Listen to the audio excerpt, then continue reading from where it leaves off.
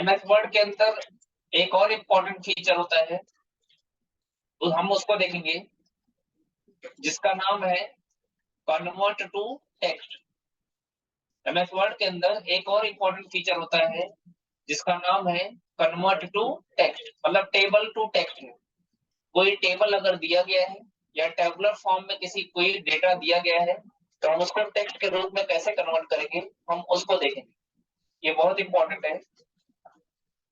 तो इसके लिए क्या करेंगे, कर्सर हमारे टेबल के अंदर होना चाहिए, और उसके बाद हम लेआउट टैब के डेटा ग्रुप में आएंगे और यहाँ कन्वर्ट टेबल टू टेक्स्ट पे क्या करेंगे, क्लिक करेंगे, है ना। कन्वर्ट टू टेक्स्ट वाले ऑप्शन पे क्लिक करेंगे तो होगा क्या, कन्वर्ट टेबल टू टेक्स्ट नाम का एक डायलॉग बॉक्स है। कन्वर्ट टेबल टू टेक्स्ट नाम का एक डायलॉग बॉक्स आएगा, जिसमें कुछ ऑप्शन दिए गए होंगे, जैसे लिखा हुआ सेपरेट टेक्स्ट विथ।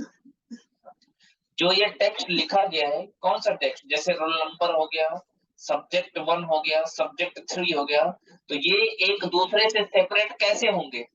अभी किसके बिहाफ पे अलग अलग है, बॉर्डर के बिहाफ पे। देखिए रोल नंबर और सब्जेक्ट 1 के बीच में क्या है, बॉर्डर है। सब्जेक्ट 1 सब्जेक्ट 3 के, सॉरी यहाँ 2 होना चाहिए, सब्जेक्ट 3 के बीच में क्या है, बॉर्डर है। समझ में आएगा। लेकिन हम इसको, हम कन्वर्ट टेबल टू टेक्स्ट में, ये जो डेटा टेबल में दिख रहा है ना, ये टेक्स्ट में कन्वर्ट हो जाएगा, मतलब ये जो बॉर्डर आपको दिख रहा है ये हट जाएगा। ठीक है। तो हम चाहते हैं कि टैब, टैब का मतलब होता है स्पेस, टैब का मतलब क्या होता है, स्पेस। तो ये जो बॉर्डर दिख रहा है ना, ये बॉर्डर हट जाएगा, और जितने भी वैल्यू आपको दिख रही है टेबल के सेल के अंदर, जितने डेटा दिख रहे हैं सबके बीच में टैब आ जाएगा, मतलब स्पेस आ जाएगा। देखें बॉर्डर हट गया नहीं हट गया, बॉर्डर हट गया, और सब देखिए सब अपने जगह पे एज इट इज पड़े हुए हैं, और सबके बीच में क्या है, स्पेस है। स्पेस का मतलब टैब है। समझ में आई बात। फिर से हम कंट्रोल जेड करते हैं, इसी में दूसरा ऑप्शन भी होता है पैराग्राफ मार्क। मतलब जो ये डेटा दिख रहे हैं, जैसे रोल नंबर और सब्जेक्ट 1 के बीच में क्या आ जाएगा, पैराग्राफ मार्क आ जाएगा। ऐसे सब्जेक्ट 1 सब्जेक्ट 3 के बीच में क्या आ जाएगा, पैराग्राफ मार्क आ जाएगा, अगर हम इस ऑप्शन को चूज करते हैं तो। देखो इस तरीके से, मतलब सबको अलग अलग पैराग्राफ कर दिया। ये एक पैराग्राफ हो गया, ये दूसरा पैराग्राफ हो गया, ये तीसरा पैराग्राफ हो गया, इस तरीके से। फिर से हम कंट्रोल जेड करते हैं। ठीक है। अब यहाँ पे देखिए क्या लिखा गया है, कॉमा। यहाँ पे क्या लिखा गया है, कॉमा। तो कॉमा के अंदर क्या होगा कि रोल नंबर और सब्जेक्ट 1 के बीच में कॉमा आ जाएगा, है ना। पैराग्राफ मार्क्स में क्या हुआ था कि जितने भी वैल्यू थे सबको अलग अलग पैराग्राफ के रूप में वो क्या कर दिया था, एडजस्ट कर दिया था।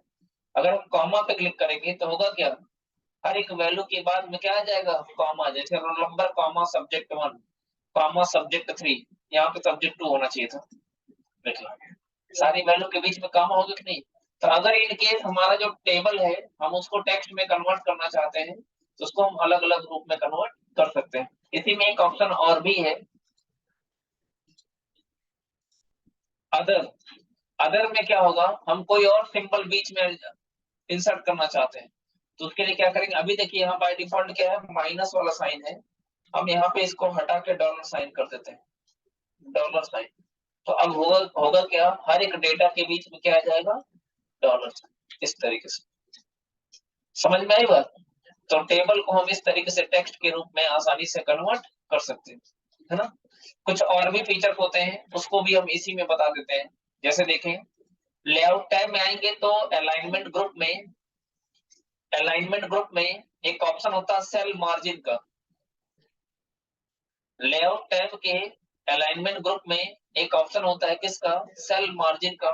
इस सेल मार्जिन पे क्लिक करेंगे तो देखें, ये जो बाय डिफॉल्ट सेल मार्जिन है, इसका मतलब समझ रहे हैं ना, बॉर्डर और डेटा के बीच का जो डिस्टेंस होगा, बॉर्डर और डेटा के बीच का डिस्टेंस होगा, अगर उसको आपको मैनेज करना होगा तो आप यहाँ से बढ़ा, जैसे देखिए टॉप से कितना है, 0 दिया है, तो अगर हम ये वैल्यू बढ़ाएंगे ना, तो ये डाटा टॉप से देखिए थोड़ा सा नीचे आ गया।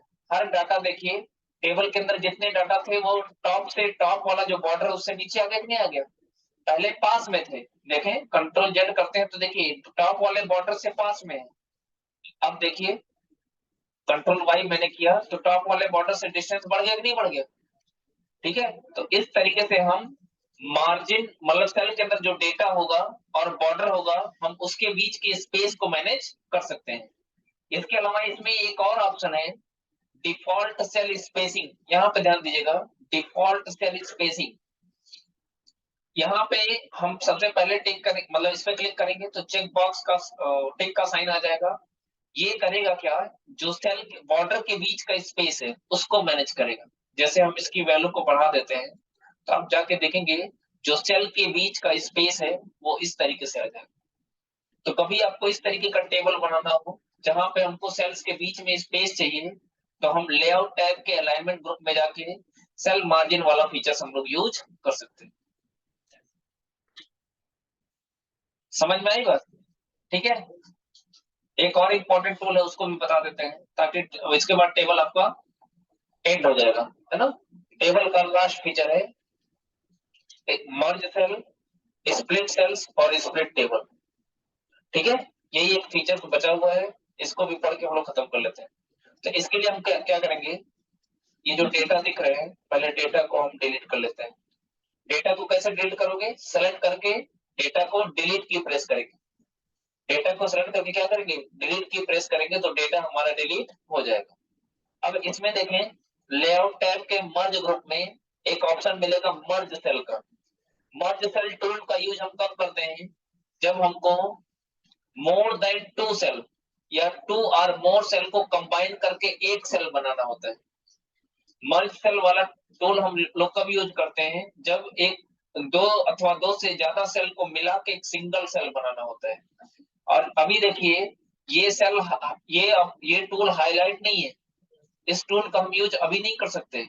कब कर सकते हैं, जब हमारे द्वारा दो अथवा दो से अधिक सेल सेलेक्ट किए जाए। अब देखिए जैसे हमने दो सेल सेलेक्ट कर लिया, जैसे हमने दो सेल सेलेक्ट कर लिया अब आप देख सकते हैं ये ऑप्शन हाईलाइट हो गया। अभी तक नहीं हो रहा था क्योंकि हमने सिर्फ एक सेल सेलेक्ट किया था। जैसे हम एक से ज्यादा सेल सेलेक्ट करेंगे या हम यूं कहें दो अथवा दो से अधिक सेल सेलेक्ट करेंगे तो ये वाला ऑप्शन आपको हाईलाइट मिल जाएगा, है ना। अब मर्ज सेल पर जैसे क्लिक करोगे तो इसने क्या किया, इन दो सेल को मिला के एक सिंगल सेल बना दिया। ठीक है, अब हम क्या करेंगे, जितने सेल को आपको मिलाना हो, जितने सेल को, जैसे मान लीजिए हमको इन थ्री सेल को मर्ज करके एक सिंगल सेल बनाना है तो कोई दिक्कत नहीं, हम लेआउट टैब में आएंगे, मर्ज ग्रुप में जाएंगे, मर्ज सेल पे क्लिक करेंगे तो आप देख सकते हो। ठीक है, अब इसी में एक और ऑप्शन होता है स्प्लिट सेल्स। स्प्लिट का मतलब होता है बांटना या डिवाइड करना। तो अगर इसी सेल को हम मल्टीपल रो और कॉलम में डिवाइड करना चाहते हैं, मल्टीपल सेल्स में डिवाइड करना चाहते हैं तो हम क्या करेंगे, जैसे हमको 4 सेल चाहिए, हमको कितने सेल चाहिए, 4 सेल। तो 4 सेल कैसे बनेगा, तो आपको पता है सेल कैसे बनता है, रो और कॉलम के इंटरसेक्शन से, रो और कॉलम के इंटरसेक्शन से। तो अगर हमको 4 सेल चाहिए तो हमको दो रो और दो कॉलम हमको इंसर्ट करने पड़ेंगे। 2 इंटू 2 क्या हो जाएगा, 4 हो जाएगा कि नहीं हो जाएगा। तो हम क्या करेंगे, अब स्प्लिट सेल वाला ऑप्शन आपको हाईलाइट मिलेगा क्योंकि हम इसका यूज करते हुए किसी सेल को हम मल्टीपल सेल में क्या करते हैं, डिवाइड करते हैं। स्प्लिट सेल पे क्लिक किया, कितने सेल चाहिए हमको, 4। अगर हमको 6 सेल चाहिए तो हम 2 इंटू 3 कर सकते हैं या 3 इंटू 2 कर सकते हैं, दोनों ऑप्शन है, समझ रहे ना।